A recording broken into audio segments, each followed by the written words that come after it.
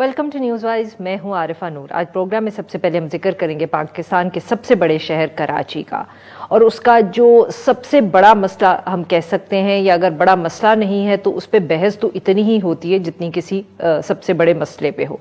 Supreme court ने कराची का जो तजावुज़ात केस है उसकी आज एक दफ़े फिर समाअत की, और एक दफ़े फिर शहर के अंदर जो तजावुज़ात हैं और नाक़िस शहरी मनसूबाबंदी है यानी कि अर्बन प्लानिंग, उसके ऊपर शदीद बरहमी का इजहार किया।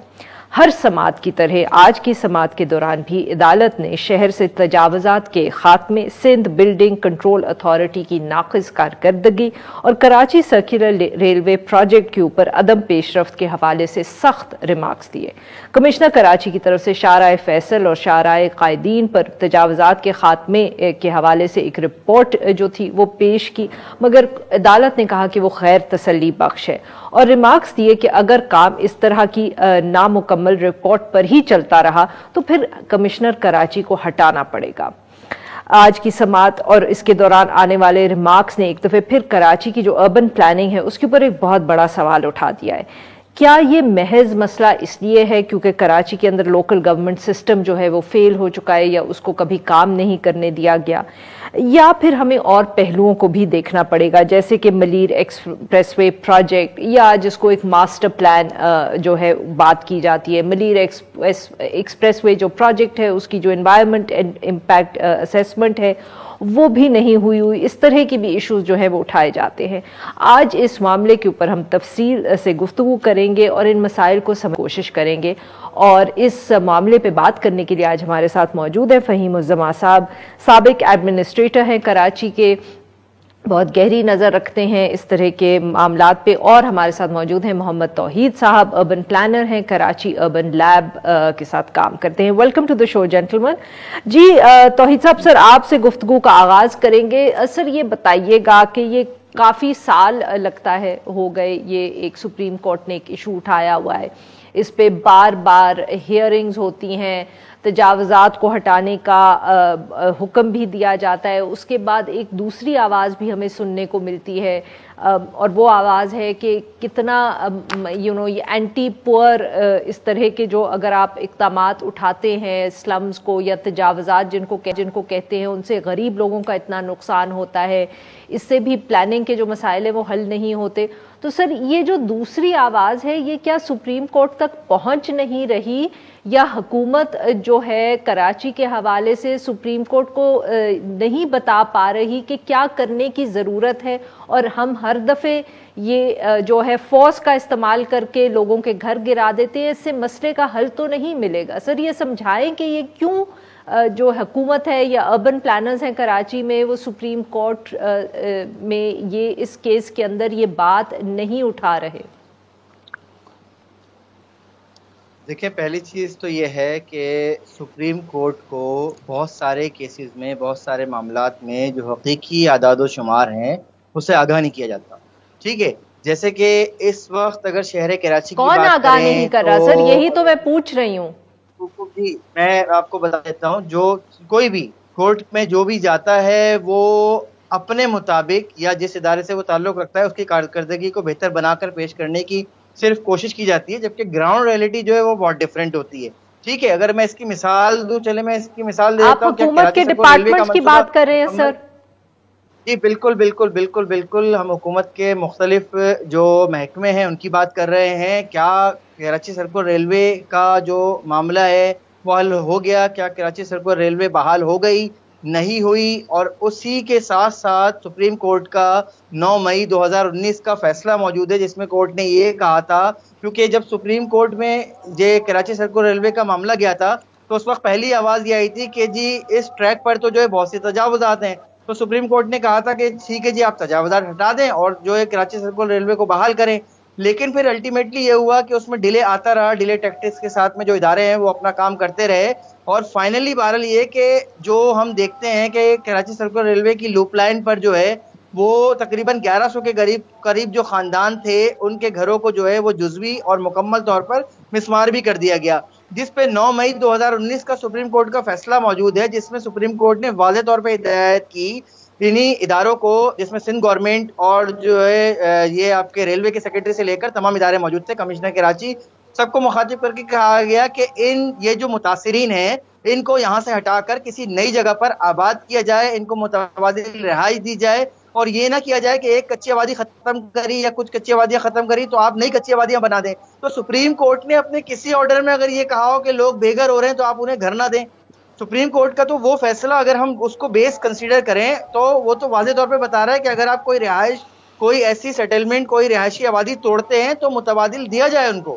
لیکن جب اس لکھے ہوئے فیصلے پر عمل درآمد نہیں ہو رہا تو باقی تو فیصلے وہی ہے کہ سپریم کورٹ کے فیصلے کا نام استعمال کرو، کسی بھی جو ہے عمارت کے آگے آپ بلڈوزر لے آ کے کھڑا کر دو اور پھر وہ جو ہے ان کو جو ہے وہ گرانا شروع کر دو، جیسا کہ ہمیں اس وقت گجر نالے میں نظر آ رہا ہے۔ گجر نالے کے کیس میں بہت سی آبادیاں، بہت سے مکانات ایسے ہیں جن کے پاس جو ہے کے ایم سی کی اور سندھ کچی آبادی اتھارٹی کی لیز ہونے کے باوجود انہیں جو ہے لینڈ ایکوزیشن ایکٹ کے تحت جو ہے ڈیل نہیں کیا جا رہا ان کو، بلکہ وہ اسی طریقے سے دوسرے انداز میں جو کہ ایک اور پیٹرن چل رہا ہے کہ 90,000 کا چیک دیا جائے گا اور ہر 6 مہینے بعد 90,000 کے چیک دیے جائیں گے۔ عجیب سا معمہ ہے، شہر کراچی میں کیا ہو رہا ہے یہ تو سمجھ سے باہر ہے، اور یہ سب کچھ جو ہے سپریم کورٹ کے احکامات کے نام پر ہو رہا ہے۔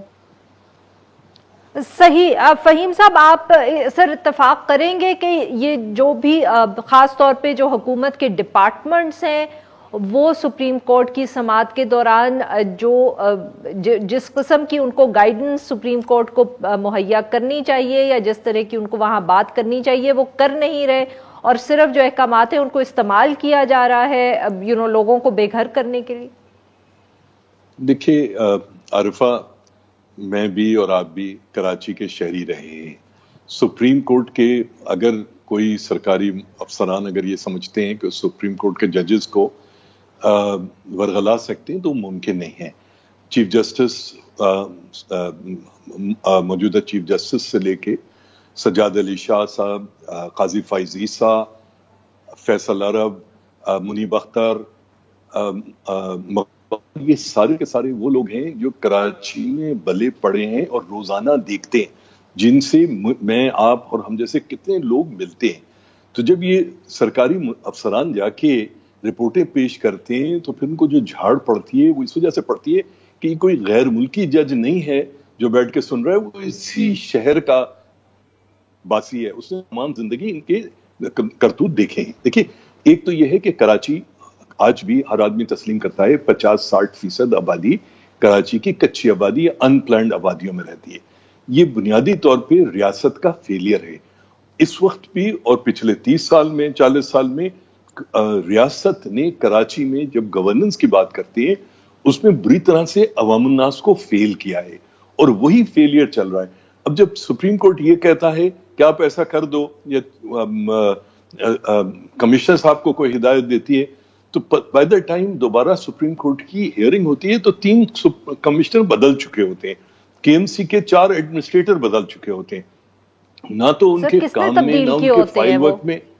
وہ دیکھیے، وہ میں نے کہا نا، کمپلیٹ گورننس کا فیلئر ہے اس وقت کراچی کے اندر۔ اگر آپ کے ایم سی کی بات کریں تو ایک پروجیکٹ ڈائریکٹر ہے رضوان صاحب کر کے، وہ پچھلے 11 سال سے اورنگی ٹاؤن میں پروجیکٹ ڈائریکٹر ہیں، اور تباہ کی انہوں نے اللیگل لیزز کی ہیں۔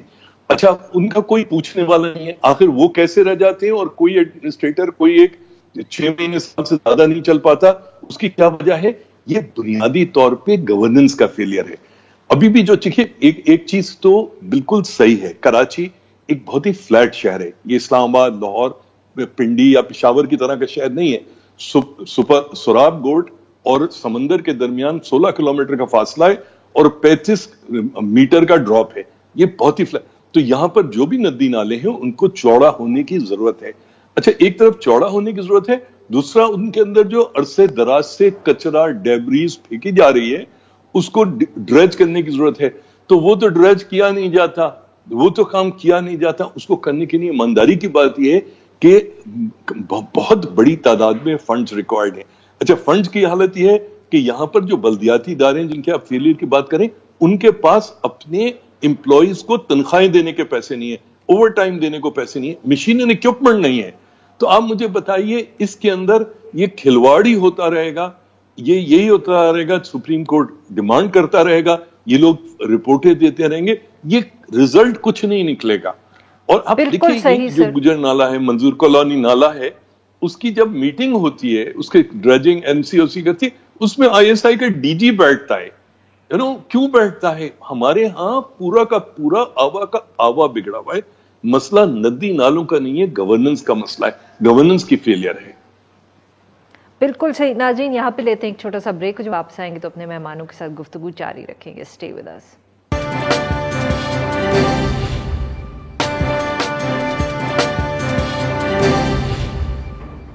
ویلکم بیک ناظرین. ہم بات کر رہے ہیں سپریم کورٹ کا جو تجاوزات کے حوالے سے کیس ہے جس کی سماعت آج ہوئی کراچی کے حوالے سے, اور ہمارے ساتھ موجود ہیں فہیم الزماں صاحب اور محمد توحید صاحب. جی توحید صاحب, ابھی فہیم صاحب کہہ رہے تھے کہ کراچی جو ہے یہ باقی جو سب شہر ہیں اس سے مختلف ہے. انہوں نے کہا کہ جو نالے ہیں ان کو صاف کرنا بھی بہت ضروری ہے مگر فنڈز بھی موجود نہیں ہیں. کہ یہ ایک سر کیا سچ مچ کراچی کے جو مسائل ہیں وہ باقی شہروں سے اتنے مختلف ہیں کہ ہر دفعہ کتنے سال ہو گیا ہم انہی مسائل کے بارے میں سن رہے ہیں, ہم یہی سپریم کورٹ کی پروسیڈنگز بھی دیکھ رہے ہیں, یہ نہ بھی ہوں تو ہر سال وی ہیئر اباؤٹ دا سیم نالاز, کیونکہ بارش ہوتی ہے شہر میں پانی کھڑا ہو جاتے ہیں. سر کیا مسئلہ ہے؟ کیا سچ مچ آبادی کا ایشو ہے یا گورننس کا ایشو ہے؟ دیکھیں دونوں باتیں ہیں. پہلی چیز تو یہ بہت ضروری ہے کہ شہر کراچی کی جو حقیقی آبادی ہے جو کہ تقریباً 3 کروڑ تک پہنچ چکی ہے, تو اس کو ایکنالج کرنے کی ضرورت ہے کہ اس وقت شہر کراچی کی آبادی کتنی ہے, شہر کو کتنے وسائل درکار ہیں, شہر کی ڈیمانڈ کیا ہے. پہلی بنیادی بات تو یہ. پھر شہر کے گورننس جو ہمیں فریکچرڈ گورننس نظر آ رہی ہے, اس کو بہتر کرنے کی ضرورت ہے. لوکل گورنمنٹ سسٹم ہے, بہت سے مسائل تو لوکل گورنمنٹ اگر امپاورڈ ہو تو اس سے حل ہو جائیں گے, لیکن ہم اس طرف جانا نہیں چاہتے. سر جب لوکل گورنمنٹ تھی تب بھی اسی طرح بارش کے بعد پانی کھڑا ہوتا تھا کراچی میں اور کتنے دن لگ جاتے تھے, تب بھی یہی انکروچمنٹس ہوتی تھیں اور یہی بات ہوتی تھی جو فہیم صاحب نے ابھی کی ہے کہ اتنی زیادہ انکروچمنٹ ہے نالوں کے اوپر اور ندیوں کے اوپر کہ پانی گزر نہیں سکتا, ان کو صاف کرنے کی ضرورت ہے. نہیں, یہ میں آپ کو بات بتا دوں کہ نالوں کے اوپر انکروچمنٹ کی وجہ سے پانی گزرنے کا مسئلہ نہیں ہے. نالوں میں جو سلج سال سے جمع ہے, نالوں میں جو شہر کا 50% جو سالڈ ویسٹ ہے جو نالوں میں جاتا ہے, اس کو تو ہینڈل کریں. پہلے اگر اس کو ہینڈل کریں اور پھر اس کے بعد اس کی چوڑائی کو بحال کریں, اس کی گہرائی کو بحال کریں, اس کے بعد اگر ضرورت ہوتی ہے کچھ گھروں کو مسمار کرنے کی تو وہ بھی کریں. لیکن یہ تو ہمارے ہاں تو سارا معاملہ ہی وہ الٹے طریقے سے شروع کیا گیا. ایک طرف ہم یہ کہتے ہیں کہ شہر کراچی کا 50% کچرا جو ہے وہ نالوں میں چلے جاتا ہے, ٹھیک ہے. ایک طرف ہم یہ کہتے ہیں کہ 10 سالوں کا سلج جو ہے وہ اس کے اندر جمع ہے. تو نہ ہم نے اس سلج کو بہتر کر کے ایک کوشش کی, نہ ہم نے شہر کے کچرے کو جو ارد گرد کا جو کچرا ہے پورے شہر کا جو کچرا ہے نہ اس کو مینج کرنے کی کوشش کی. ہم تو سیدھا جا کر نالے پر کھڑے ہو گئے, ہم نے بلڈوزر وہاں سے چلانا شروع کر دیا. جبکہ شہر میں اس وقت ہم دیکھ رہے ہیں کہ شہر کراچی میں رہائش کا مسئلہ جو ہے وہ انتہائی کمپلیکس قسم کا ہے کہ جو شہری غریب ہیں ان کے پاس رہائش کی مطلب یعنی کہ کہہ لیں سہولت نہ ہونے کے برابر ہے. ان کے پاس وہاں سوائے اس کے وہ کچھ لوگ ایسے ہیں کہ وہ لہری ندی میں جا کر بیٹھ جاتے ہیں, کچھ لوگ دیگر نالوں پہ جا کر بیٹھ جاتے ہیں, کچھ لوگ ریلوے کے ٹریک کے ساتھ بیٹھ جاتے ہیں. تو آپ بھی دیکھیں نا کہ حکومت جو ہے, جو ادارے جو ہیں وہ پچھلے 30 سالوں میں کوئی ایک ایسی اسکیم نہیں لا سکے جو شہر کے غریبوں کو جو ہے وہ رہائش فراہم کر سکے. ہم نے تو وہ پورا ریل اسٹیٹ کا جو پورا ہمارا مارکیٹ تھی وہ پوری اٹھا کر جو ہے بلڈر اور ڈیولپر کے حوالے کر دی. ہم نے KDA کو تباہ کر دیا, ہم نے اپنے اچھے ادارے تباہ کر دیے جو کہ رہائشی اسکیم بنا سکتے تھے. صحیح. فہیم صاحب جو یہ بات جو توحید صاحب نے کی ہے اور انہوں نے کہا ہے کہ پہلے صاف کرے, تو سر جب پچھلی دفعہ بارش ہوئی تھی تو NDMA نے شروع تو کیے تھے کوئی نالے وغیرہ صاف کرنے, وفاقی حکومت نے بھیجا تھا, کہا تھا کہ جی NDMA کرے گی. جی عارفہ, میری بدنصیبی یہ ہے کہ میں ٹیبل کے دونوں سائڈ پہ بیٹھا ہوں. دیکھیں میں چیئرمین واٹر بورڈ بھی رہا ہوں, ایڈمنسٹریٹر KMC بھی رہا ہوں, اور توحید صاحب کی طرح ایک سوشل ایکٹیوسٹ بھی رہا ہوں تمام زندگی. مسئلہ یہ ہے کہ جن نالوں کی آپ صفائی کرنے کی بات کر رہے ہیں اس وقت آپ بات کیسے کر رہے ہیں ایز اے سوشل ایکٹیوسٹ اور as somebody who's been part of the system؟ میں تو بحیثیت فہیم زمان کے طور پہ بات کر رہا ہوں. دیکھیے دونوں جو کنارے ہیں ان کے اوپر اتنی زیادہ انکروچمنٹس ہیں کہ کسی قسم کی مشینز اور اکوپمنٹ جن کو ہم گریب ٹرینز کہتے ہیں, ہم ان کو ڈریجرز کہتے ہیں, ان کا نالے کے اندر ایکسس ممکن نہیں ہے. یہ میں ایک نالا نہیں, میرے ساتھ اپنی کل ٹیم بھیج دیجئے, میں آپ کو لے جا کے دکھا دیتا ہوں. کیا اورنگ آباد نالا, کیا قیوم آباد نالا, گجر نالا, کسی نالے میں کو آپ ایکسس نہیں کر سکتے مشینوں سے ڈریج کلین کرنے کی.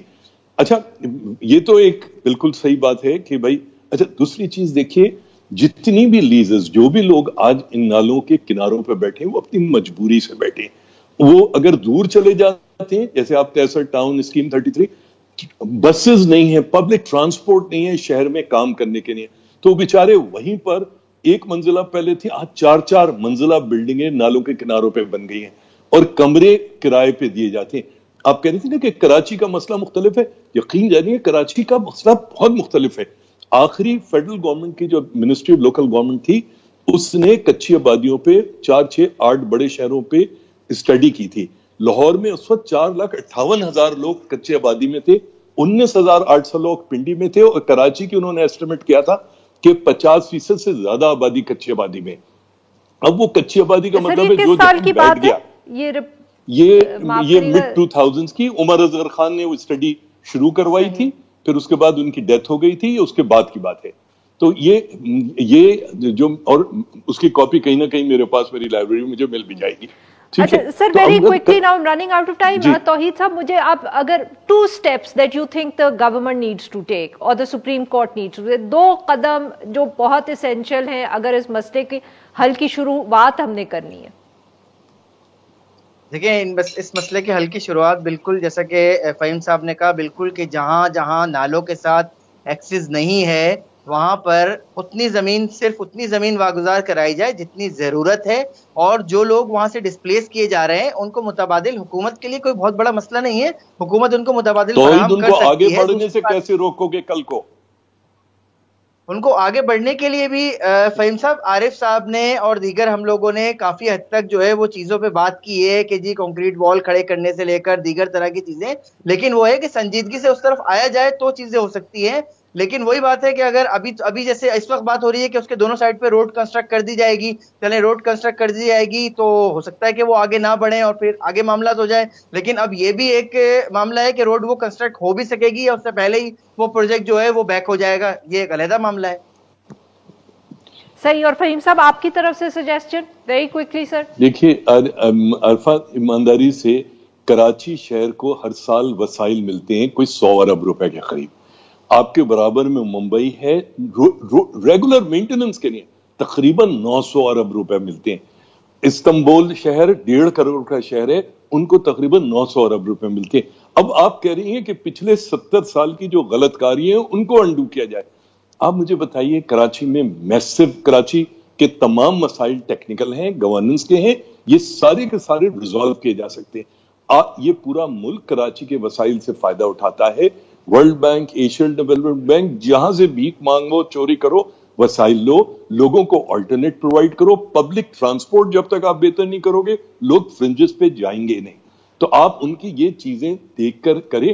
مگر پرابلم کیا ہے کہ یہاں نہ اتنا ڈس جوائنٹڈ شہر ہے عرفہ, یہ تو میں اور آپ خواہش کی بات کر رہے ہیں, ہم تو یہ نہیں معلوم کہ کل کو بیچارہ ایڈمنسٹریٹر بچے گا نہیں بچے گا, کمشنر کون ہوگا, چیف سیکرٹری کون ہوگا, کیا ہوگا.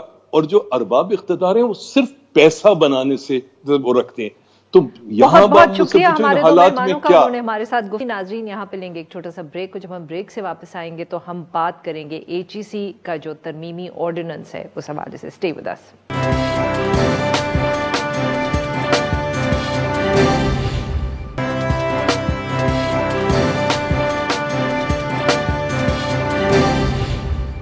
Welcome back. پروگرام کے حصے میں ہم ذکر کریں گے ہائر ایجوکیشن کمیشن آرڈیننس کا, جو آج کابینہ کی منظوری کے بعد جاری کر دیا گیا ہے. میڈیا رپورٹس کے مطابق اس آرڈیننس کے تحت اس ادارے کو اب وفاقی وزارت تعلیم کے ماتحت کر دیا گیا ہے, جبکہ HEC چیئرمین کی جو مدت ملازمت ہے اس کو 4 سال سے کم کر کے 2 سال کر دی گئی ہے.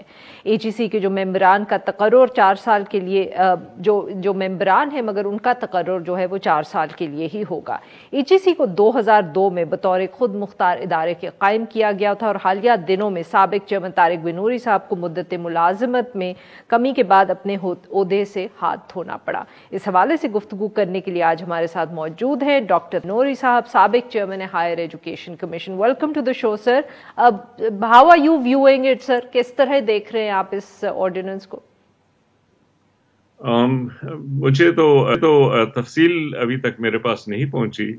جو میں نے سنا ہے اس سے تو کافی تشویش ہوئی ہے.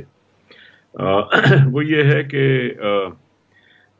تعلیم کا جو شعبہ ہے اور خاص طور پہ اعلیٰ تعلیم کا، یہ ساری دنیا میں وہیں پہ سکسیسفل ہوا ہے جہاں کہ اس کو آٹونومی ملی ہو میکسیمم.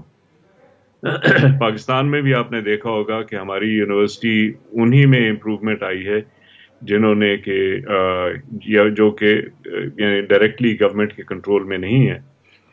جہاں پہ ڈائریکٹ گورنمنٹ کا کنٹرول ہے وہاں پہ ایکسپیڈینسی آ جاتی ہے، ان کے پولیٹیکل موٹیوز آ جاتے ہیں، پھر کرپشن کا بہت امکان ہے. اور ہم تمام یونیورسٹیز میں بھی دیکھ رہے ہیں، اور ہمارے اوپر بھی کافی پریشر تھا کہ ہم سٹینڈرڈز کو لوور کریں، ہم اکوموڈیٹ کریں لوگوں کو، اور خاص طور پہ جو چند کرپٹ ایکٹیویٹیز جو کہ گورنمنٹ کرنا چاہ رہی تھی، جن کو ہم ریزسٹ کر رہے تھے، تو ان سب چیزوں کی وجہ سے بہترین طریقہ یہ ہوتا ہے کہ آپ یونیورسٹیز کو بھی اور ایچ ای سی کو بھی اپنے خود مختاری دیں. ایچ ای سی کا مقصد ہی یہ تھا کہ وہ چونکہ ایک پروفیشنل ادارہ ہوگا، وہ پروفیشنلی اوورسی کرے گا یونیورسٹیز کو اور سپورٹ کرے گا، بجائے اس کے کہ ان کے روزمرہ کی چیزوں میں دخل انداز ہو یا ان کو سٹینڈرڈز لوور کرنے پہ وہ کرے، انسسٹ کرے، یا پھر یہ ہے کہ وہاں پہ سفارشوں کے ذریعے کام کروایا جائے. تو ان سب چیزوں کے لیے ایچ ای سی کا وجود آیا تھا. تو پہلے ڈاکٹر تو صاحب معاف کریے گا آپ کی بات یہاں کاٹ رہی ہوں. You know H E C has always been in the news for various reasons. ہمیشہ کوئی نہ کوئی ہم کہہ سکتے ہیں کہ تنازع رہا ہے، حکومتوں کے ساتھ کوئی مسئلہ رہا ہے، فرکشن رہی ہے، پر جنرلی حکومتوں کی کوشش یہی رہتی ہے کہ چیئرمین کو تبدیل کر دیا جائے، کوئی ایسا انسان اپوائنٹ کر دیا جائے جس کے ساتھ وہ ایک ورکنگ ریلیشن شپ بنا لیں، اور جیسے آپ نے کہا کہ جو بھی کام ہونے ہیں وہ ہو جائے. پر یہ ماتحت کرنے کا جو فیصلہ کیا گیا ہے پہلی مرتبہ، اس کے پیچھے کیا سگنیفیکنس ہے؟ Why was it perhaps not enough for the federal government? ان کو کیوں نہیں لگا کہ یہ کافی ہوگا اگر وہ آپ کو تبدیل کر دیتے؟ ماتحت کرنے کی کیا ان کے آپ کے خیال میں ان کو کیوں ضرورت محسوس ہوئی؟ اچھا، یہ تو مجھے ٹیکسٹ دیکھ کے دیکھنا پڑے گا کہ کیسے انہوں نے ورڈنگ کی ہے، کیونکہ وہ اس سے پتہ چلتا ہے. لیکن دیکھیں، چیز یہ ہے کہ اگر تو آپ ایک ادارے میں رینڈم قسم کی انٹرونشنز کر سکیں، اور ادارے کے لوگوں کو خاص طور پہ چیئرمین کو پتا ہو کہ ان کی نوکری بھی اور ذمہ داریاں بھی محفوظ نہیں ہیں، تو پھر وہ بجائے اس کے کہ وہ ایک انڈیپینڈنٹ ادارہ ہو، وہ ایک نارمل گورنمنٹ کا وہ فنکشنری بن جاتے ہیں. اور نارمل گورنمنٹ کے فنکشنری تو آن اے مومنٹس نوٹس ٹرانسفر ہو سکتے ہیں. دیکھیں نا، سیکرٹریز اس گورنمنٹ میں تو خاص طور پہ ہم نے دیکھے ہیں 3 مہینے میں سیکرٹریز چینج ہو جاتے ہیں، چیف سیکرٹریز، آئی جیز، یہ بہت ایک ریوالونگ ڈور بنا ہوا ہے. اس سے تو گورننس ٹھیک نہیں ہو سکتی. اور ایچ ای سی کا مقصد یہ تھا کہ یہ ایک انڈیپینڈنٹ ادارہ ہو جو کہ انڈیپینڈنٹلی یونیورسٹیز کو لک آفٹر بھی کرے اور ذرا ان کو سٹینڈرڈ بھی بنائے تاکہ وہ پہلے سے بہتر ہوں. اب ہمیں جو ہے دیکھنے میں یہ آتا ہے کہ جب بھی گورنمنٹ کی طرف سے کوئی انسٹرکشن آتی ہے تو اس میں نارملی یہ کبھی نہیں ہوتا کہ وہ کہیں کہ جی آپ سٹینڈرڈ زیادہ کریں. ہمیشہ یہی ہوتا ہے کہ سٹینڈرڈز کم کریں، کسی کی فیور کریں، کسی کو سپورٹ کریں، کسی کو وہ کریں، لیکن سٹینڈرڈز کے برخلاف ہوتا ہے. اسی لیے یہ ایک دیوار ہونا ضروری ہوتی ہے کہ ان کے انسٹیٹیوشن کو پروٹیکٹ کیا جائے. اور اس دیوار میں جو ہیڈ آف دی آرگنائزیشن ہے ان کا بہت بڑا تعلق ہے. اسی لیے ہم چاہتے ہیں کہ وائس چانسلرز کے ٹینیور بھی پروٹیکٹڈ ہو، ان کو بھی آسانی سے یعنی except for charges that are proven, اس کے علاوہ ان کو ٹچ نہ کیا جائے، اور ایچ ای سی کو بھی اسی طرح پروٹیکٹ کیا جائے.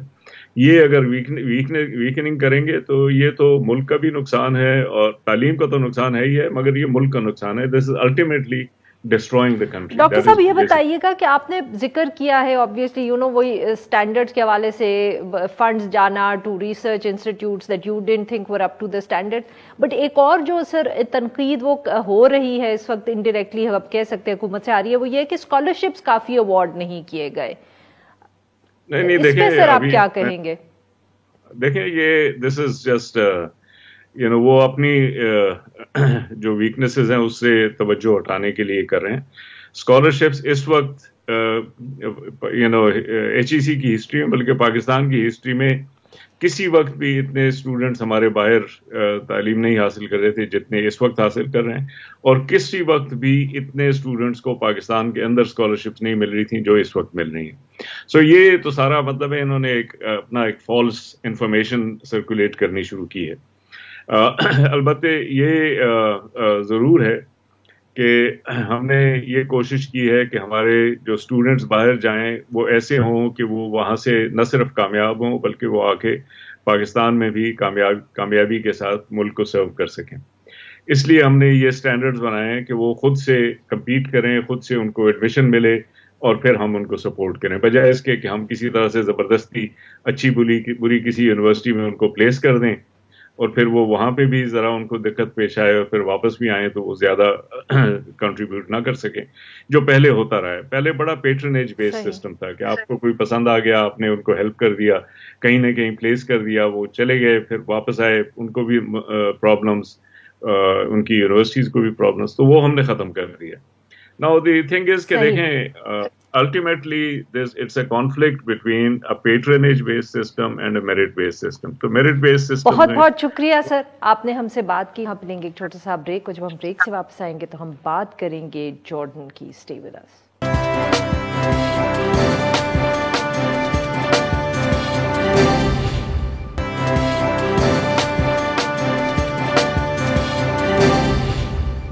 Welcome back. پروگرام کے آخر حصے میں بات ہم کریں گے اردن کے شاہی خاندان کے حوالے سے جو ایک تنازع سامنے آیا ہے. کراؤن پرنس حمزہ بن حسین نے میڈیا رپورٹس کے مطابق 2 دن تک نظر بندی میں رہنے کے بعد بالآخر ملک کے بادشاہ کے ساتھ وفاداری کا حلف لے لیا. پرنس حمزہ پر گزشتہ ہفتے ریاست کے خلاف سازش کرنے کا الزام لگایا گیا تھا اور اس سے قبل ان کی طرف سے اردن کے آرمی چیف سے ہونے والی گفتگو کی ایک آڈیو ریکارڈنگ لیک کرنے کا واقعہ بھی سامنے آیا تھا. اس سارے معاملے کے اوپر گفتگو کرنے کے لیے آج ہمارے ساتھ موجود ہیں doctor Kamran Bukhari, founding director centre for global policy. Welcome to the show doctor صاحب. جی ڈاکٹر صاحب, آپ کس طرح دیکھ رہے ہیں سارے تنازع کو؟ Was it just a storm in A T cup یا کچھ اس میں اور اس کی وجہ سے ہم یہ کہہ سکتے ہیں کہ ریاست کے اندر کوئی ایسے بھی مسائل ہیں جو آگے جا کے بھی مسئلہ بن سکتے ہیں بادشاہ کے لیے؟ عارفہ, یہ جو واقعہ رونما ہوا ہے جس میں پرنس حمزہ اور جو بادشاہ ہیں عبداللہ الثانی, ان کا جو تنازع ہے وہ تو storm in A T cup ہے. کیونکہ دیکھیں جو پرنس حمزہ ہیں وہ ان کے پاس اتنی طاقت نہیں ہے کہ وہ زیادہ جو ہے دباؤ ڈال سکیں بادشاہ کے اوپر, اور ظاہر ہے پھر جو وہ کام کر رہے تھے, جن سے مل رہے تھے جو اپوزیشن کے لوگ یا جو لوگ نالاں ہیں, جو اردن کی آبادی ہے ان میں کچھ ان کو ہم ایسٹ بینکر کہتے ہیں اور وہ قبیلوں پہ مشتمل جو ہے ایک گروہ ہے. دوسری طرف وہ لوگ ہیں جو فلسطینی نژاد کے لوگ ہیں. تو ان دونوں کیمپس میں جو ہے وہ ظاہر اضطراب ہے کہ بھائی آنے والے دنوں میں کیا ہوگا, کیونکہ بہت دباؤ ہے ریاست کے اوپر. جو مونارکی ہے اردن کی, جو ریاست ہے, جو ملک ہے, وہ اگر آپ جغرافیائی لحاظ سے دیکھیں تو بہت سارے جو جیو پولیٹیکل فالٹ لائنز کے جو ہے نا کراس روڈز پہ ہے, اس پہ دباؤ پڑ رہا ہے. تقریباً 7 لاکھ جو ہے وہاں پہ شامی مہاجرین ہیں, سیرین جو ہیں, تو وہ پولیٹیکل اکانومی پہ بہت بڑا دباؤ ہے. تو مجموعی طور پہ جو علاقائی صورتحال ہے اس میں پھر ایک انسرٹنٹی ہو جاتی ہے. تو اس کی انسرٹنٹی کا میں سمجھتا ہوں کہ پرنس حمزہ نے شاید فائدہ اٹھانے کی کوشش کی مگر مس کیلکولیٹ کر گئے. جی سر فرمائیں. جی میں وہ بس یہی عرض کر رہا تھا کہ جو فی الحال جو ہوا ہے وہ تو فی الوقت تو اس قسم کی کوئی جو ہے نا ڈی اسٹیبلائزیشن تو نظر نہیں آ رہی, لیکن یہ واقعہ جو ایک دیرینہ پیرینیل ایشو ہے کہ ایک کمزور ریاست ہے جو کہ کمزور تر ہوتی جا رہی ہے اور پھر علاقائی جو عدم استحکام ہے وہ بڑھ رہا ہے. تو ایسے ماحول کے اندر اور پھر اسرائیل اور جو ویسٹ بینک کی جو سیکیورٹی ہے اس کا بھی اس کے ساتھ لنک ہے, عراق کی سیکیورٹی کے ساتھ بھی جارڈن کا لنک ہے, سیریا کا میں پہلے ہی ذکر کر چکا ہوں, سعودی عرب بہت زیادہ مالی معاونت کرتا ہے جارڈن کی ریاست کا. تو بہت سے جو مفادات ہیں علاقائی اور بین الاقوامی وہ اردن سے جڑے ہوئے ہیں. تو میں سمجھتا ہوں کہ یہ ایک ارلی وارننگ سائن ہے جو کہ ہمیں سامنے آیا ہے. سر کیا ہم کہہ سکتے ہیں کہ کوئی اور بھی ایسے اشخاص ہیں ریاست کے اندر جو شاید زیادہ پاپولر سپورٹ حاصل کر سکیں؟ پرنس حمزہ نے جس قسم کی بات کرنے کی کوشش کی وہ بھی کریں بٹ ان کے پیچھے ایک پاپولر بیکنگ بھی ہو. جی میں سمجھتا ہوں کہ ایز سچ اس وقت جو ہے نہیں ہے کوئی بھی, کیونکہ جو یہ ریاست کی جو بنیاد تو میں نہیں کہوں گا, لیکن اس ریاست کو استحکام جو بخشا تھا وہ سابق بادشاہ جو ہے جو کنگ حسین تھے, جو ان کے والد تھے دونوں, پرنس حمزہ کے اور کنگ عبداللہ II کے, وہ انہوں نے اس ریاست کو جو ہے جو خد و خال دی, جو اس وقت اس کی صورت جو اسٹرکچر ہے, جو نظام ہے وہاں جو چل رہا ہے, وہ انہوں نے اس کی بنیاد رکھی تھی. تو اس میں جو ہے ظاہر ہے ایک اسٹرکچر ہے. جارڈن کی جو انٹیلیجنس سروس ہے, جنرل انٹیلیجنس ڈپارٹمنٹ جو ہے, وہ عرب دنیا کا تقریباً سب سے زیادہ فعال ترین انٹیلیجنس سروس مانی جاتی ہے. پھر آرم فورسز بھی جو ہیں وہ ایکچولی خاصی روبسٹ ہیں, اور ان کی جو سپورٹ ہے وہ ریاست کو ہے. تو میں نہیں سمجھتا بادشاہ کو کوئی اس وقت چیلنج کر سکتا ہے. ہاں بہت سارے جو سول سوسائٹی کے اور جو غریب طبقہ ہے وہ بہت زیادہ جسے کہتے ہیں انریسٹ کا شکار ہے, اور ظاہر ہے وہاں پہ ایک انسرٹنٹی ہے. اس کو وہ بہت سارے فریقین, بہت سارے وہ لوگ جو کہ بہت شکریہ سر آپ نے ہم سے بات کی. ناظرین آج کے لیے بس اتنا ہی. Well more at the same time.